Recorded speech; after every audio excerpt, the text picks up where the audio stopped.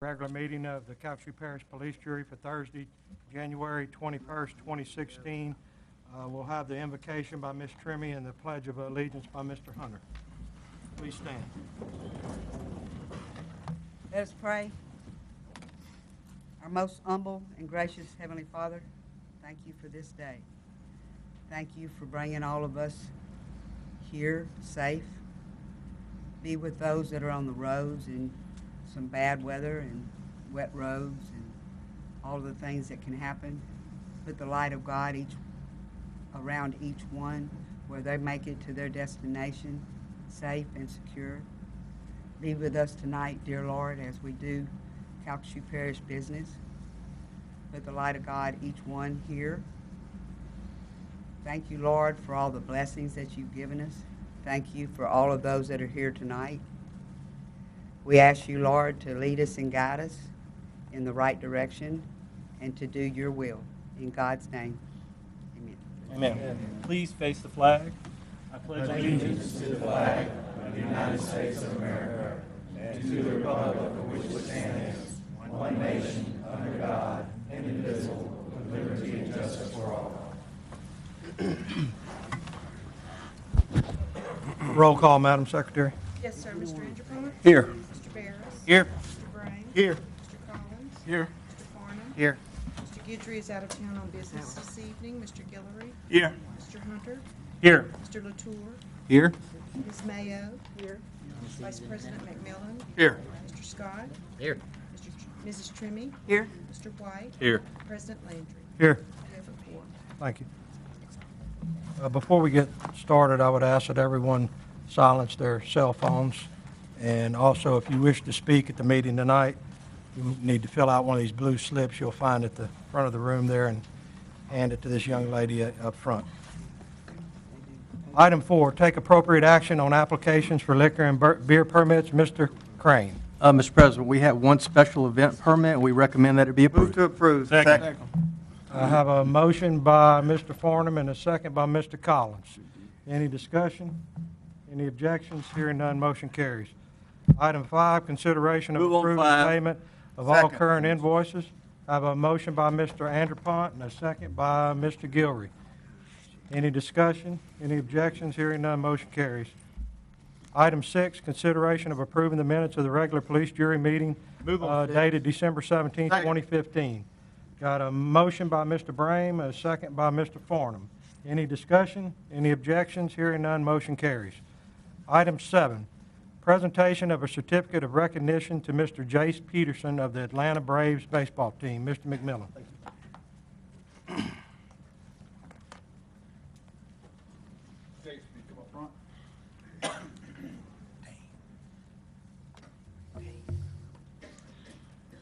Well, kind of got a proud uncle here. Jason's my nephew, and I'm thrilled that he's a starting second baseman for the Atlanta Braves. But we got a little highlight film they did, so watch the monitors, and they're going to show the highlight film, and then we'll get to the presentation.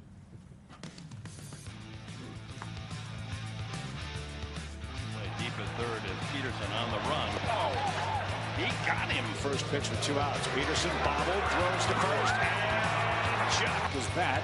And it's going to be a pop into shallow right, and Peterson won a play. Since all those years ago, there's the fly ball to deep right center field. Gorkis Hernandez back, and that's going to sail out. Line to second, and Jace Peterson climbs the ladder. Swing and a drive deep right field. Granderson's not getting that, baby. It's gone. Survives at 11. The rookie Jace Peterson with his big moment as a Brave. The middle, Simmons ranges backhand foot, barehand throw to first. What a double play.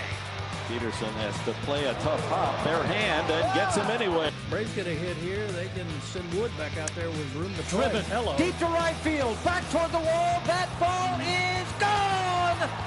It's the grandest of all home runs. Jace Peterson with his first. And does he make it count? It is 5-0 Atlanta. About that.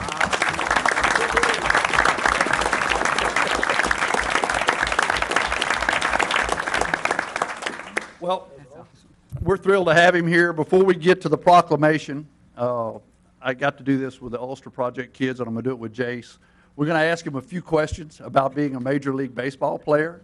So just, he's good with interviews because he does them all the time. I guess my first question is, tell us what it's like. What's kind of the schedule like? What's your day like as a Major League Baseball player? Well, a typical day, we get to the field about, I'd say, 11:30. You kind of eat lunch. Everybody has their different lunch routine, and then you go through what we call it's a walkthrough practice. You do your preparation, which is BP, and you do flips in the cage. You do that every day. So your game time's normally at 7:30, and after the game, you get done and you shower up and you go home. So typically, you're there from anywhere from 12 o'clock to about 11 o'clock at night, and then you do it over again. And it's pretty much every day, but it's one of those things that you got to love to do it, and I love to do it, and it's a blessing and it's fun to play. So I'm just blessed to be there, and I'm going to make Lake Charles proud for sure. Of the Major League parks you got to play in, maybe a couple of the parks that really stand out? I would probably say that it's probably a tie to Wrigley and Fenway. Those two parks are probably the most historic parks in Major League Baseball, and going there and actually going to Fenway and going behind the wall and getting to see some of the signatures. I mean, they have signature behind Fenway inside the wall of everybody who's ever played in that stadium. So for me to be a Major League Baseball player and get back there and to put my name on it's pretty special. And I know the Braves have a lot of history. Hank Aaron, some of the guys. Somebody that you may have met you is like, wow, a little bit starstruck myself to beat this guy. Probably first and foremost would probably be Hank Aaron. After that, Chipper Jones is another guy who, when I was here in Lake Charles and growing up watching him play and watching the Braves play on TBS, and obviously that got canceled, but he was probably one of the other guys who was most influential for me. Mr. President, I'll open it to the jurors if it's okay with you. Sure. Any jurors have any questions? Any questions from any of the jurors? I'm not good enough to ask them. There we go. Hold on. Mr. Andrew Pont? One comment. I'm glad you look like your mother. And not your uncle. Yes, yes. I yield back. I will say I've been with Hal in a number of places when there was a game on. And I will tell you, if that TV in that restaurant or wherever we happen to be is not on that game, it's going to get changed. They're also going to know that you're his nephew, without a doubt. In fact, he might mention that 5 or 6 times. Well, you got your free drinks.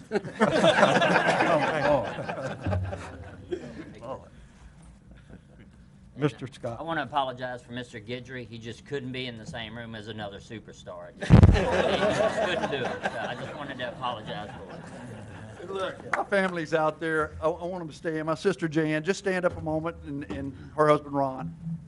And Jace's mom and dad, Sean and Scott, right there. Peterson family. With that being said, the proclamation says, whereas a native of Westlake in southwest Louisiana, Jace Peterson was an outstanding athlete in 3 sports, football, baseball, and basketball at Hamilton Christian Academy in Lake Charles. Whereas after high school, he graduated, Jace Peterson attended McNeese State University, where he was starting player on both Cowboys baseball and football teams. And whereas he was drafted by the San Diego Padres in the supplemental draft, first round, 2011 Major League Baseball. Whereas on December 19, 2014, Jace Peterson was traded to the Padres to Atlanta Braves and made opening day roster with a career, with his first career home run was a grand slam and recorded at the top of the 2nd inning on May 16, 2015. Therefore, our president, Chris Landry, hereby proclaims today, Thursday, January 21st, 2016, as Jace Peterson Day in Calcasieu Parish. There we go.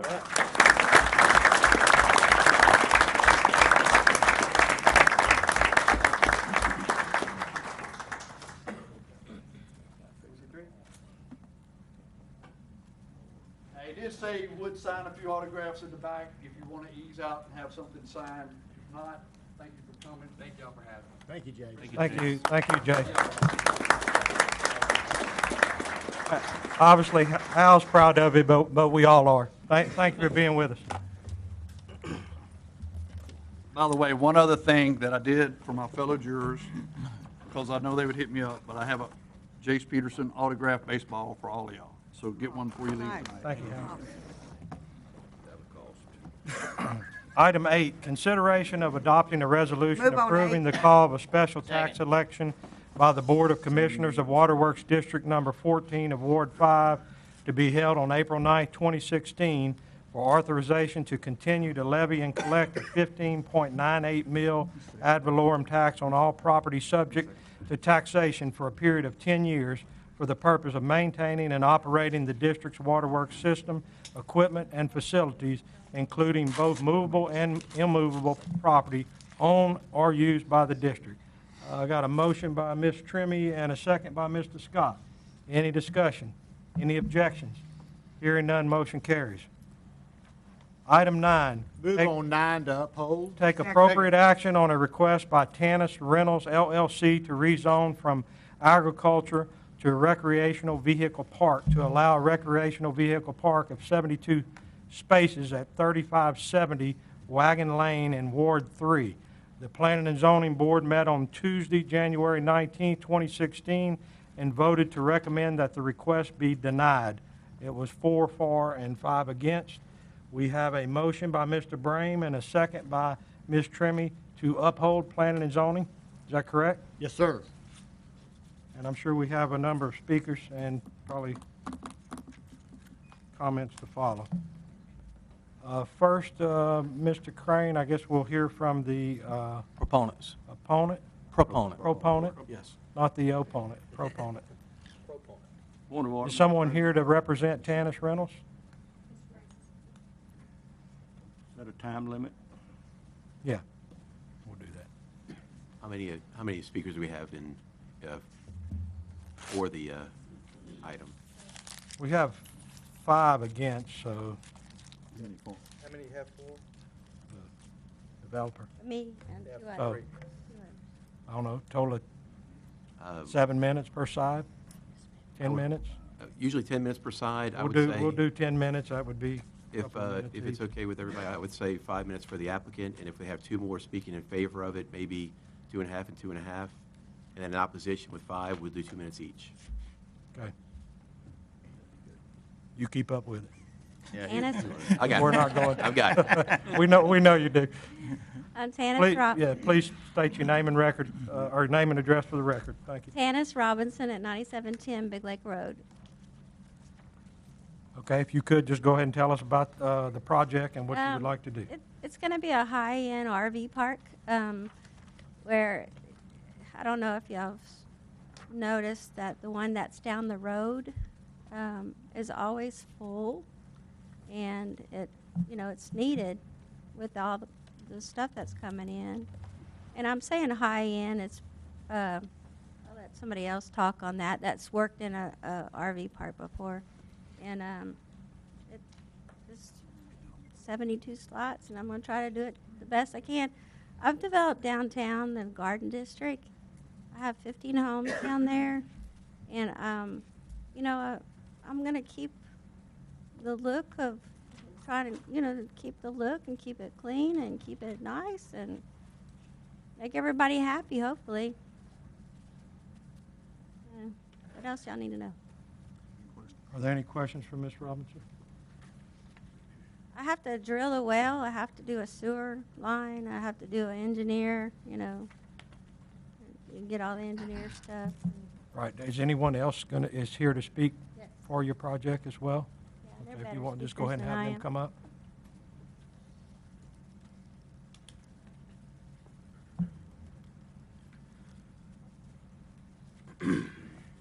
Sir, if you would, please state your name and address for the record. Sure. My name is Mike Granger. I'm a resident of Grand Lake, Louisiana. Also, you need my address? Please. Yeah, I'm at 204 Chesson Road in Grand Lake. Also, part of a locally owned business, civil contractor, dirt work. My partner and I have been involved in both what's been termed as man camps and the upper end RV parks. And we're here to, back Ms. Tanis up. We approached her a while back, just a chance meeting through another contractor. And we've been out on our property. And I know where Deatonville is. I recognize several faces. I was involved with Stein Lumber for years. And we know it's yeah, everybody's proud of their community. It's a good-looking thing, and just like in Grand Lake, everybody, they have a lot of pride, heritage, family backgrounds back there. But being out on this property, we see this thing is immaculate. It's taken care of. You drive around the area, you can see some dilapidated stuff out there, some unkept homes, junk, and this woman has gone through great lengths just to keep this property up. And the man camps, what people are calling man camps, yeah, they're packed in like sardines with the mobile homes. The RVs are real close, and it's basically an unskilled labor coming in. And this type of park, and we've been involved in construction of another one, it's skilled labor. These are people that are rolling in with an $80,000 pickup truck and an $80,000 or $100,000 camper. And it's not, there's not a criminal element. These are guys that travel all over the United States to make their living, and they must do so by traveling. We're talking about inspectors, pipe fitters, things of that nature. These are high-paid positions. They're educated people that are coming into these parks. Another concern that we heard about was the environmental concerns. Well, there's going to be a self-contained sewer plant out there.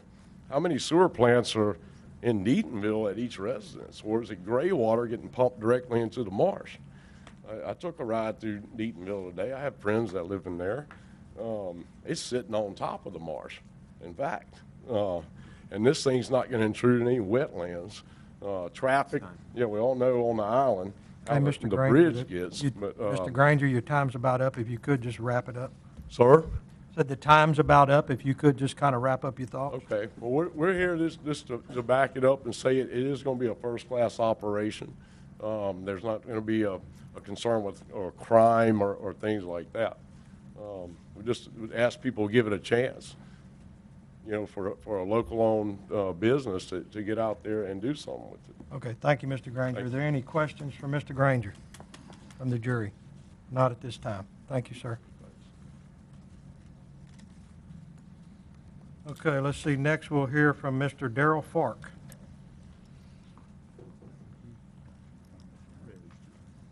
Welcome, Mr. Fark.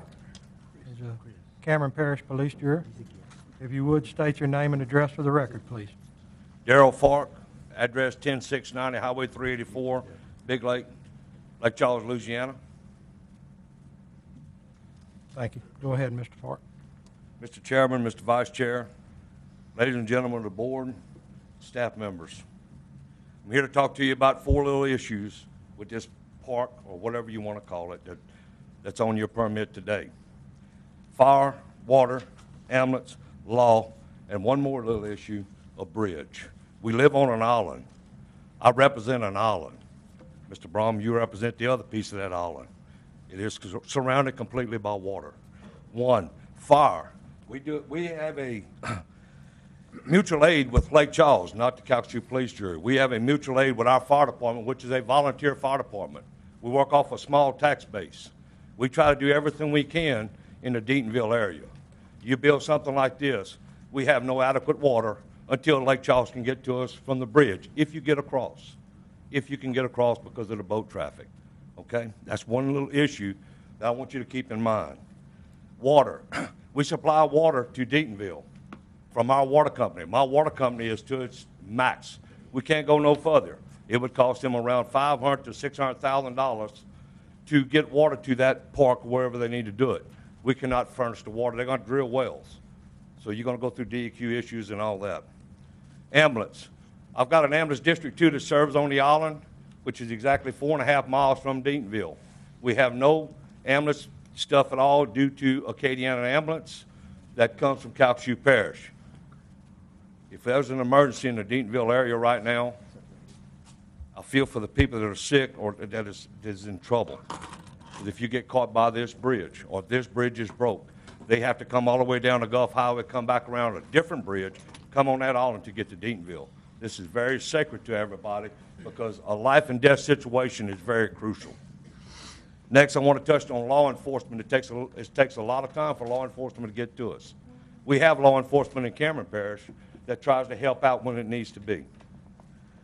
Last but least, these bridge issues, they break pretty regular, continuously. Our traffic starts at 4:30 in the morning, and it ends about 8 o'clock in the morning with school traffic. I know these people need a place to go, and I know these people need to go to work.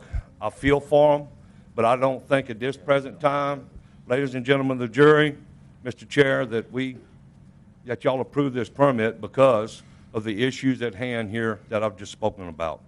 Thank you, Mr. Chairman. Thank you, Mr. Park. Any questions for Mr. Park? Thank you. Thank you. Next, we have Mr. George Hurd.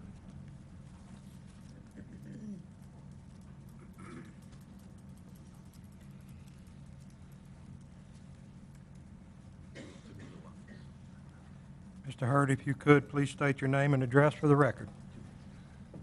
2 minutes? Oh, Lord, I'm in trouble already. George Hurd, 3636 Lakeview Drive, Deatonville, Lake Charles, Louisiana. You know, he's hit a lot of the major points that we're concerned about, but I want you to think about another issue. I know y'all have got a big job. I might say it looks a little different down here than sitting up there, but everybody needs to smile now.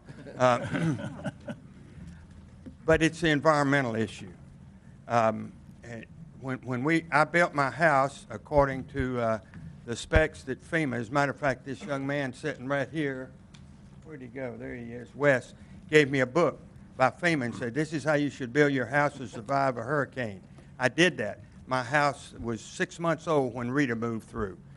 It came up just fine, but everything on the ground, starting at the sand down in Cameron Parish on the Gulf of Mexico, came up Big Lake underneath my house and ended up right where they want to put this park. There's still debris there, and that hasn't been removed within the debris is within 100 or 200 yards of where they want to do that. This is not a good idea to put 72 trailers in there, blow the whistle and say, get off the island, and expect us to be able to do that, particularly when he's mentioned about the bridges. But even beyond that, you see this brown pelican on this shirt? 50, 60 years ago, the brown pelican, the state bird, disappeared from the state of Louisiana because people weren't paying enough attention to the environment and what was happening to it. Our good friends in Florida sent us a couple of nesting pairs over here, and now we've got brown pelicans all up and down Big Lake, ospreys, roseate spoonbills. It's really come back after the storm. But we have to be careful. The state is spending hundreds and hundreds of millions of dollars to maintain our marsh, to maintain our environment, because as a lot of you know, this Big Lake is known throughout the United States as one of the best fishing lakes for saltwater fish in not only Louisiana, but in the whole country. Okay, Mr. Hurd. Thank you. God bless you, and y'all are doing a wonderful job, and I know you're going to do the right thing for the environment. Thank you. Thank you, Mr. Hurd. Any questions for Mr. I'm not for that, by the way.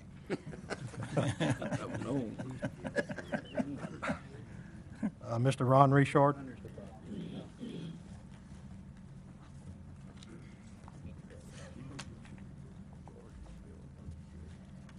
Mr. Richard, please state your name and address for the record, sir. Ronald C. Richard, 3695 Deatonville, 3695 Lake Breeze Road, Deatonville, Louisiana. Thank you, ladies and gentlemen of the jury, for hearing us out on this. I'll be really brief because my elders have taken care of this. It's my one good job at George. They've covered most of the points that we're concerned about. You know, we just found out about this Saturday. Of course, the immediate buzz, besides all the other issues they covered today, was that we're saying, oh my goodness, we're going to have a de facto man camp. Literally, in the back half of this room is people who are opposed to this, and they all live within view of this property. This weren't people who are 4 miles away, 10 miles away, just raising a beef. Our concern was, oops, we're going to have a de facto man camp here. And then we got to the zoning hearing, and tonight, once again, that's exactly what we hear that they want to do, is put a de facto man camp down there. And we ask that the jury please consider this carefully and follow what the zoning board did. Thank you so much. Thank you, Mr. Richard. Any questions from Mr. Richard? Thank you, sir. Okay, if we could Ms. Robinson, or we have a Mr. Granger or Mr. Edwards, whoever wants to come back up and speak, maybe clear some things up for us. How much time do they have now? Mr. Gabb? I would say 2 minutes, Mr. Couple President. minutes, all right. State your name and address for the record, sir. Good afternoon. My name is Matt Edwards. I live at 2100 Green Forest in Westlake. I just wanted to come up and kind of reiterate what Mike had stated earlier. We're hometown boys. I mean, and we understand the concern. I mean, our biggest thing that we've seen is people from out of state that want to come in and build these things and take off and leave and leave the mess. And I understand y'all are a close community and you don't want that. But she is also a resident of this community. If y'all have bothered to go by and look at the property, you see it's a beautiful piece of property and she keeps it immaculate. And she's also willing to negotiate on this. You know, maybe if we can just do a first phase, 20, 25 campers, something like that. But like we said, this is high-end stuff. These are educated people. These are people that are going to come through. And then when all this is over, this gives families that aren't fortunate enough to live out there a place to go where they can bring their family and go by the lake and go fishing and see the great things that our state has to offer. So I would just ask that you please consider this, and not only for her sake, but I mean, tax money, that's also going to come into effect. But I guess that's it. Thank you. Thank you, Mr. Edwards. Are there any questions for Mr. Edwards? Thank you, Mr. Edwards. Any discussion by any of the jurors? Mr. Bryan. Thank you, Mr. President. I would just like to thank the community for keeping an open line of communication open with me, listening to y'all's concerns and contacting me the way you did. I remember when I first got on the jury, it was right after Hurricane Rita, and I saw Deatonville, and I worked with a lot of y'all, and like y'all became, a lot of y'all became my friends, and I understand when this case came up, the concerns that y'all had, and it was y'all brought a light to me, a light that a lot of things that I didn't think about. So I just want y'all to know that I'm supporting y'all on this, and the main thing is the open line of communication. So I appreciate that. That's it, Mr. President. Thank you, Mr. Brame. Is there any more discussion? Any objections? I guess let's go ahead and do a roll call, Madam Secretary, just to be safe. The ayes with this vote, this is to uphold the recommendation of the Planning and Zoning Board. Mr. Anderpont? Yes. Mr. Barris? Yes. Mr. Brame? Yes. Mr. Collins? Yes. Mr. Farnum? Yes. Mr. Guillory? Yes. Mr. Hunter? Yes. Mr. Latour? Yes. Ms. Mayo? Yes. Mr. McMillan? Yes. Mr. Scott? Yes. Ms. Trimming? Yes. And Mr. White? Yes. The vote was unanimous. Thank you, Madam Secretary. We'll go to item 10. Take appropriate action on a request Move to uphold by with stipulation. Second. by MC 200 LLC to rezone from manufactured home park and general commercial to recreational vehicle park and light industrial to allow a recreational vehicle park, 273 spaces, and light industrial development consisting of an office and warehouse at 2211 Patton Street in Ward 4. The Planning and Zoning Board met on Tuesday, January 19, 2016, and voted unanimously to recommend that the request be granted with stipulations. I have a motion by Mr. Farnum and a second by Mr. Scott to uphold. Mr. Farnum, is that correct? Any discussion? Mr. Farnum. Got a question from Mr. Clark or Wes. Yes, sir. We can actually direct it to Wes right now. Yes, sir. And we had talked about a fence inside of the park, and I don't see that as a stipulation. Was that part of the plot plan? It is. It's part of the plan. Okay. So if it's approved, it would be. covered in a stipulation. It's part of the site plan. It's part of the site plan. Yes, sir. Other than that, I don't have any questions. Okay. Any other discussion? Any objections? Hearing none, motion carries. Mr. President, I think there may be an opposition to number 10. Oh, I'm sorry. Thank you. You didn't give them to me. You've been holding them over there. We'll break down. Oh, boy, I tell you what. Long year. You know, this is the first one. We can trade you out for somebody else. Well, let's back up just a little bit. Mr. President, we can hear from the And applicant. first, we have to hear by the proponent.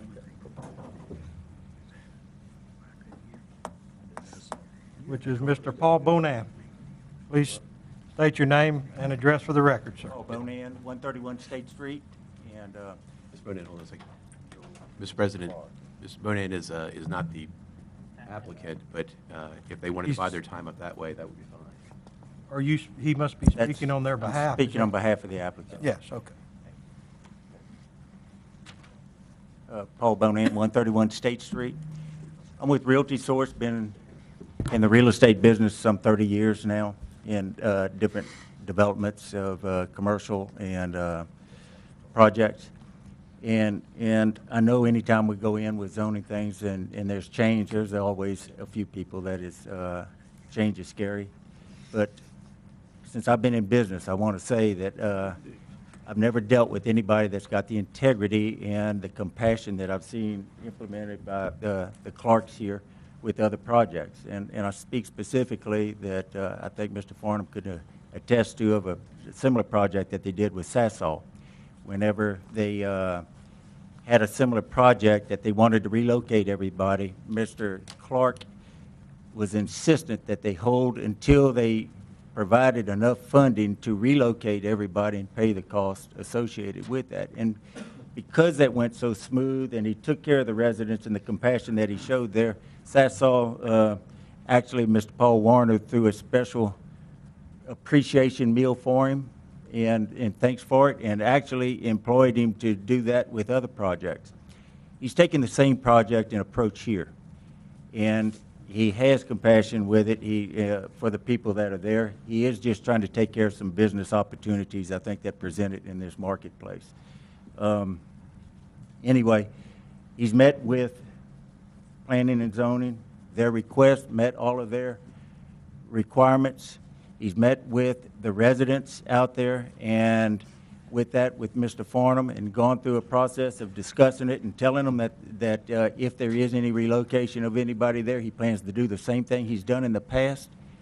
With that, I think, from what I understand from Mr. Farnham, that at the end of the meeting, there was an 80% favorability from the residents that were there, that they were in favor of going through with the project. So with that, I think he's laid a footprint that I would ask that the jurors not only support this zoning change, but embrace it and encourage that they follow a similar process as we go through with future plans and for business people that do have various options, but it is a way to make sure that they're going through and taking care of the residents that are out there as well.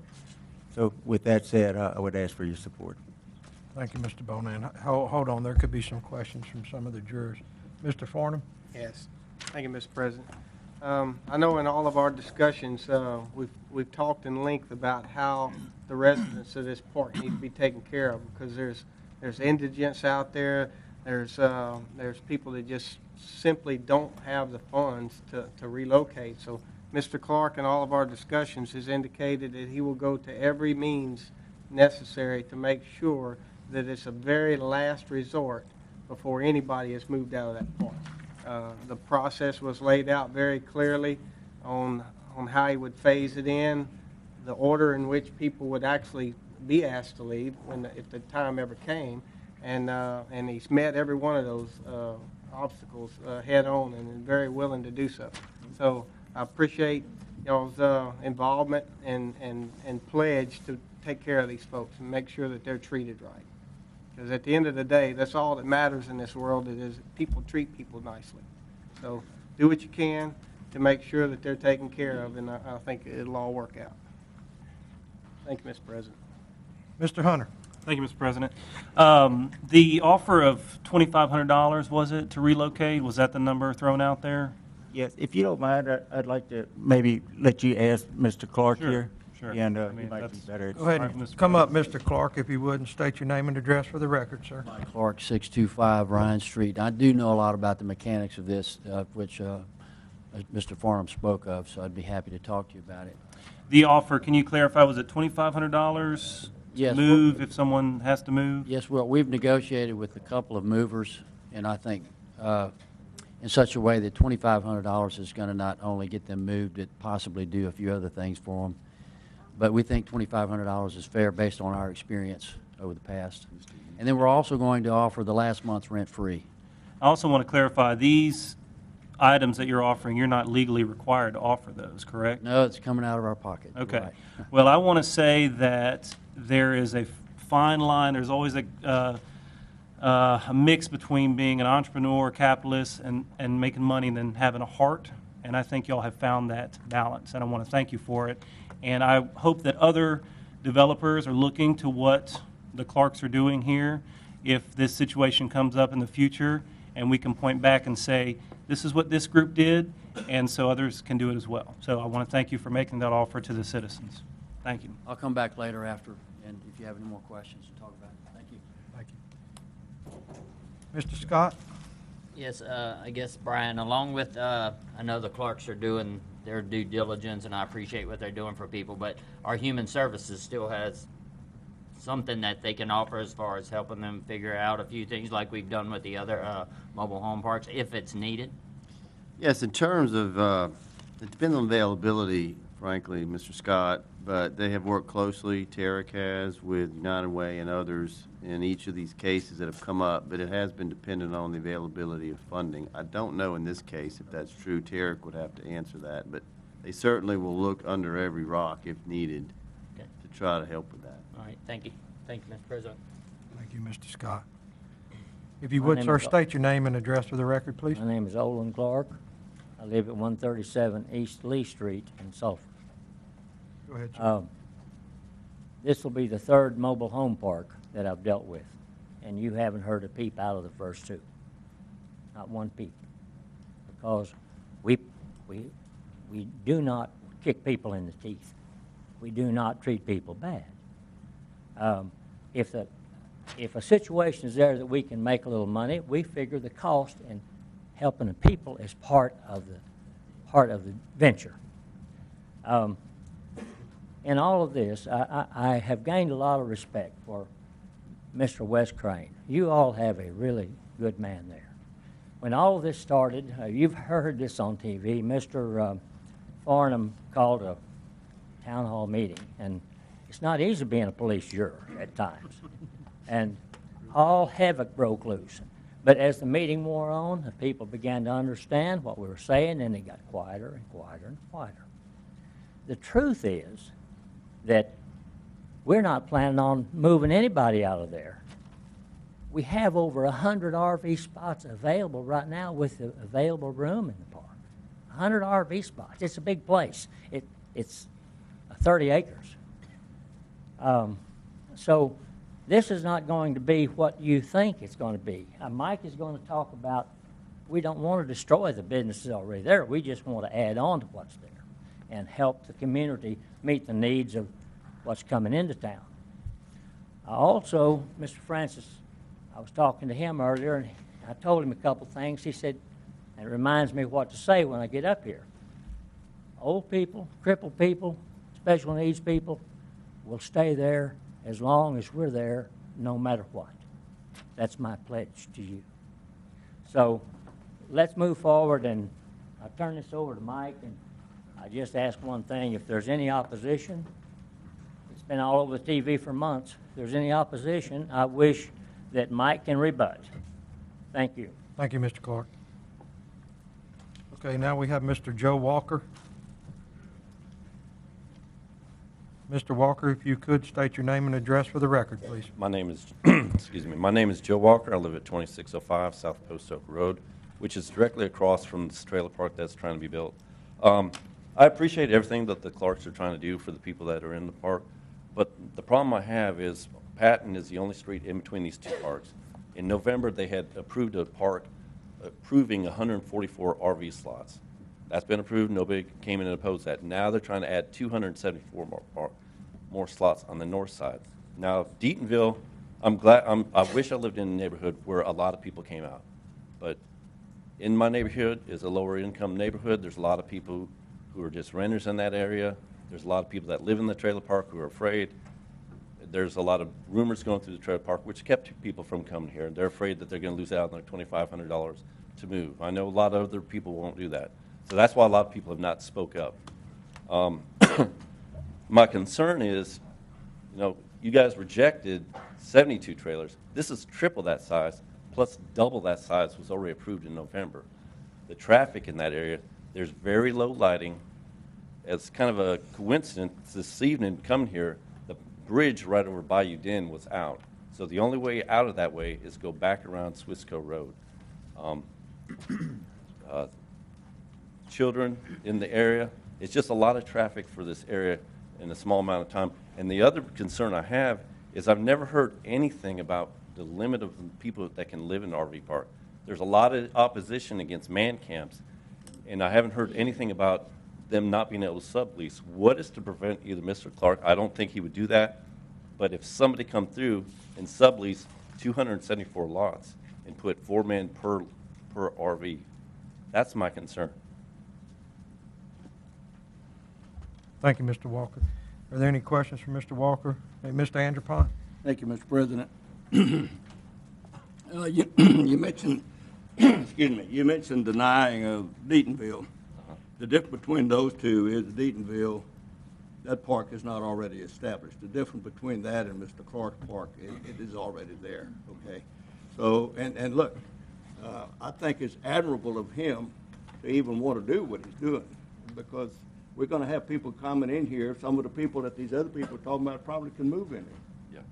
What I'm saying, we can't compare Deatonville with Acadian Acres. It's just apples and peaches. Yeah, and I'm not under any delusion that you all are going to vote against this, but I would like there to be some stipulations about the amount of people that live in there, no subleasing, and if there could be at least some lights along Patton, because it's very dark. There's a lot of foot traffic. There's a lot of traffic, and that's my concern. But it's a number of units that are going in there. I don't think you can stipulate how many people. Might be one person to one unit, maybe 3 in another. I mean, I don't know how you monitor or police that. I don't think there's any way you can do that. Well, and that's exactly my concerns. You can't monitor that. You can't monitor. We're saying 274 slots. But if you got 4 people per RV at 274 slots in that one, and then you got 140 more on the south side, that's a lot of people. Well, Sulphur just rejected a man camp on the other side, which had controls in place. There's no controls in place on this, and it was rejected. Well, I can assure you that the staff researched it before they recommended to the police jury. And I understand that you're concerned, and I appreciate them. But, I mean, like I say, I thank you for coming here anyway. I yield back, Mr. President. Thank you, Mr. Andropont. Mr. Scott? Yeah, Mr. Crane, I know over the past couple of years, as we begin to discuss all these workers coming in here, we started talking about actually how we were going to begin to strengthen our ordinance, if need be, on how many people could live in single-family dwellings and with our RV. I mean, do we have any restrictions or anything in place to say you can't have so many cars at an RV spot? I mean, is that something we can look at? Or what do we? Well, we do. Good point is what I'm saying. Yeah, we do have a definition in the ordinance that that defines what a family is, and so it does limit the number of people who are unrelated that live in a single family home. So we do have some of those provisions that are already in place. Obviously, if we get a complaint, we have to investigate that to make that determination. It's not easy to do that, but we do have those provisions in the ordinance that do limit the number of unrelated people in one residence or in a. The RV ordinance that we have, that area that's designed per RV, how many cars could park in that spot, do you think? I mean, two? I mean, Two per, yeah, that's the requirement. that's the requirement? That is the requirement, yeah. I know we wouldn't want to put it as a stipulation, but maybe Mr. Clark and them could discuss it with this gentleman about maybe no parking on the road within the RV. I don't know how that works or anything, it's just a suggestion. Well, I think he made a good point, and I think it's something we should look into further as we Right, move forward. the site plan that they provided to us, it met all the requirements, the minimum requirements of our ordinance, so, with the parking and everything, so. All right. And the last one, I mean, part of the stipulations is that, you know, it will have lighting in it, but it must be oriented inward towards the project. So if you don't mind, Mr. Clark, can you kind of tell me a little bit about the lighting? Is it on the boundaries and stuff? I'm finished. Just a little bit. Do you have some on the boundaries of these street areas that, you know, might make the neighbors a little more calm? There's a current lighting system there in place, been there for a long time. And it's not it's a good system, but it's not protruding outside of the park. That's something we're going to need to address on the south side. We got approved 2 months ago for the south side at Forest Village. But as far as lighting goes, I think it's good. I would like to say one other thing about the type of people that are coming into Lake Charles that are living in these RV parks. And I think it's important for you to know. I had a conversation 2 days ago with someone I think everybody here knows. I'm not going to use his name, but he has an RV park in Westlake. It was a trailer park, and he converted it to an RV park. He says the neighbors over there love him. When he bought the trailer park and got rid of the RVs, got rid of the trailers and put the RVs in, he says the class and the type of the people that live in these RVs that own these $100,000 setups are much better. They're much more respectful of the community. They don't litter. They don't run around drunk. They're not committing various crimes. They're typically a higher class type of person. As someone alluded to here tonight, they're professionals. And we already have one on our side, on the south side. And I thought I would add that tonight because we're expecting to have at least a better class of people that, generally speaking, because of who is coming in, they're high-paying jobs that these people are doing, and I think their character reflects that. Maybe a more responsible class of people. maybe your people that are. I tell you what, I know them too well. I understand. So I appreciate that. Thank you, Mr. President. All right, Mr. Scott. Mr. Hunter. I'm good, thank you. I got a question. Mr. McMillan. You know, you could self-impose something on your trailer park, saying no more than 3 people in an RV as a stipulation. Would that be something you'd be willing to do? I can't agree to that because I'm not. It could affect my business. I think as Wes stated before, we're meeting minimum requirements, and we are very intolerant of things that people are breaking the rules. So I think we're going to run a tight ship as far as having 5 people staying in an RV. I don't think it's going to happen. If your concern is for that, I don't think that's what happens. I don't think an RV is going to pull up and 5 guys are going to live in it. That's your concern. And you know, he brought up a very good point. We've never really studied how many people can be in an RV and RV park. That's something we are going to follow up on as a jury because we want to make sure that happens. Right. But I mean, 4 grown men in an RV, that's pretty tight. 3's pretty tight. You know, you get to be real good buddies at that point. There's only one restroom. So, I don't think that's going to happen. I stuck my head in the RV we have on the south side, and I couldn't believe it. I mean, that guy's got to have at least $80,000 in that RV, and it's immaculate. And I think that's the kind of people that are going to be in this RV park. Thank you, Mr. President. Thank you, Mr. McMillan. Mr. Crane, just for clarification. Yes, sir. if you would, in the ordinance as it exists today, it does limit the number of vehicles that can be parked there, correct? Isn't that what you just told the jury? Didn't you say 2 per? Two vehicles per RV. Which would is in what the turn minimum- kind of limit, I'm sure that's some of the intent of that, it would limit. Right, and They would all have to be sharing a vehicle if you get more than. Right, and of course, the size of the minimum size of the lot is dictated to by the ordinance. I just wanted to clear that up.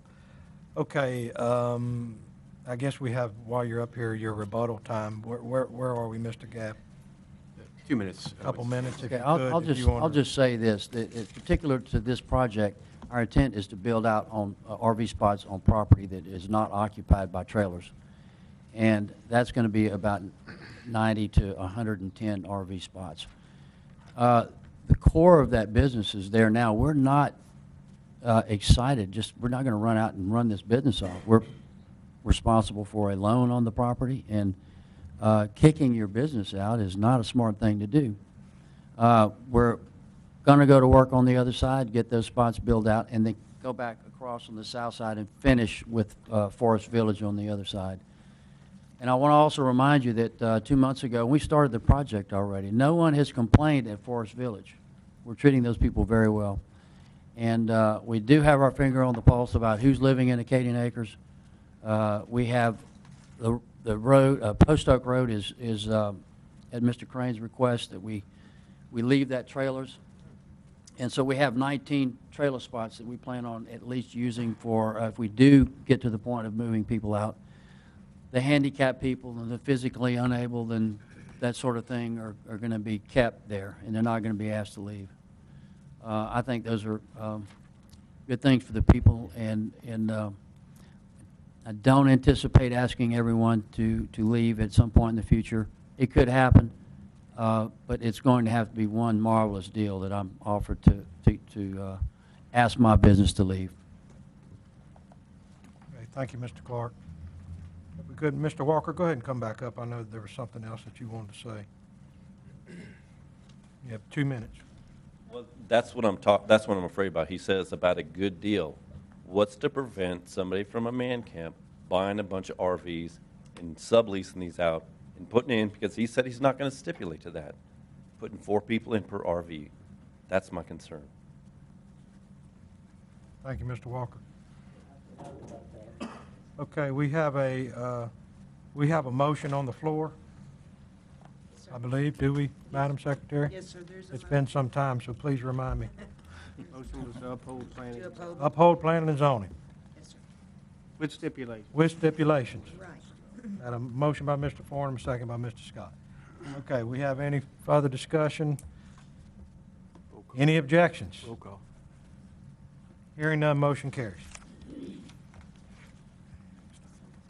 Go to item 11, consideration of adopting a Move to adopt. resolution authorizing the Division of Planning and Development to study the feasibility of rezoning certain tracts of land on Galen Drive and Carolyn Street in Ward 4, and to report the findings to the Planning and Zoning Board and the police jury. I have a motion by Mr. Farnum and a second by Mr. Anderpont. Any discussion? Any objections? Hearing none, motion carries.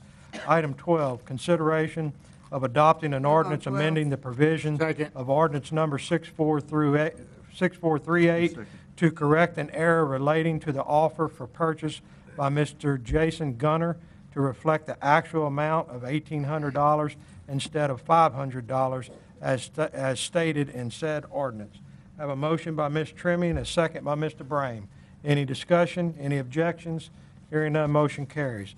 Item 13, consideration of adopting a resolution authorizing the submittal of a grant application for the Office of Juvenile Justice and Delinquency Prevention for OJJDP fiscal year 2016 for the Mentoring for Child Victims of Commercial Sexual Exploitation and Domestic Sex Trafficking Initiative. I have a motion by Mr. Scott and a second by Mr. Gilry. Mr. Gilry. Thanks, Mr. President. I get people talking to me all the time about this, and I just wanted Mr. Beal to come up and talk about it a little bit about the sex trafficking. Mr. Summers, if you would, please state your name and your position with the parish. Bill Summers, I'm the Director of the Office of Juvenile Justice Services, and Mr. President, members of the jury, thank you for your time and concern in regards to this, because this has become a passion of mine, and for the Office of Juvenile Justice Services has become a mission.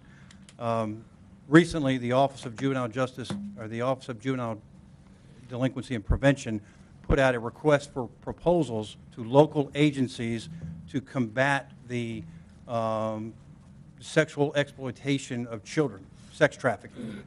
I've been asked recently several different times, do we have this issue in Calcasieu Parish? And I have not been able to say yes or no. But what I have been able to say that in my 29 years at this agency, that prior to this year, I've seen 0 cases of prostitution come into our detention center. Over the past 3 years, I have had 3, one from Wyoming, one from Arkansas, and one local that have all admitted that they have been sex trafficked in one form or another. One was brought in for prostitution. With the enormous economic expansion that we have going in Calcasieu Parish, coupled with with some of the industries that we have, we seem ripe for this type of nasty things that are going on. We sit between New Orleans and Houston on the I-10 corridor. The Super Bowl comes to Houston next year, and getting a grant like this would certainly help our efforts to mentor and to provide direct services to any children that have even been suspected or have been commercially trafficked, for this. This is something that we all need to be concerned with, and it is something that Mr. Guillory knows and Mr. Scott knows that is a big passion of mine with the Children and Youth Planning Board. Thank you, Mr. Summers. I appreciate that. Yes, thank you, Mr. President. Thank you, Mr. Guillory, and thank you, Mr. Summers, for what you do for us. Any further discussion? Any objections? Hearing none, motion carries. Item 14, consideration of adopting a resolution approving an amendment to the grant agreement between the police jury and the Louisiana Workforce Commission in the amount of $422,368.10 to provide workforce development services in accordance with the Workforce Innovation and Opportunity Act of 2014 to serve adult and dislocated workers and youth that reside in local workforce development area number 51. I have a motion by Mr. Farnham and a second by Mr. Collins. Any discussion? Any objections? Hearing none, motion carries. Item 15, consideration of authorizing the parish purchasing agent to either advertise for bid or purchase utilizing the state contract purchasing procedures for 1 SUV and 1 half-ton extended cab pickup truck. I have a motion by Mr. Andrew Pont and a second by Ms. Mayo. Any discussion? Any objections? Hearing none, motion carries. Item 16, take appropriate action on proposals received by the parish purchasing agent for the following. A, wide area network and internet access services for use by the Calcasieu Parish Public Library System. B, voice over IP telephone communication system for use by the Calcasieu Parish Public Library System. I have a motion by Mr. Scott on both bullets and a second by Mr. Hunter. Any discussion? Any objections? Hearing none, motion carries. Item 17, consideration of adopting a resolution of condolences to be forwarded to the family of the late Gary W. Cooper, former mayor of the city of DeQuincy. Ms. Trimmy. I got a second? Yes, you do. Thank you. When we were sworn in on Monday, I was proud to be here, but I was also here with a heavy heart. Gary Cooper, I guess you don't have best friends forever, but Gary was my best friend forever. And there was a group of us that grew up as children and before first grade, but we were in first grade together. So we started first grade together and moved up. I'm not going, I know if you read his accomplishments while he was here with us, he worked until the last minute.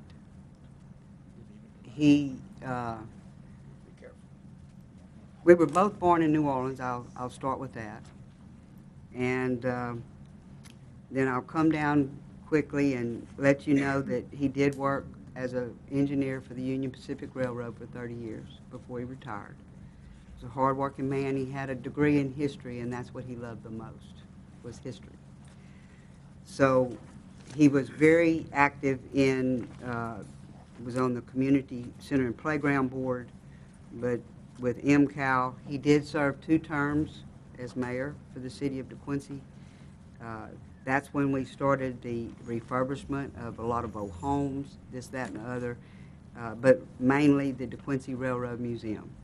That it was a falling down piece of property in the center of town, and he was one of the major drivers that in 1983 the legislature did the DeQuincy Railroad Days Festival, which brings in a lot of money, and those dollars go to help with the museum and other good things, including scholarships for children.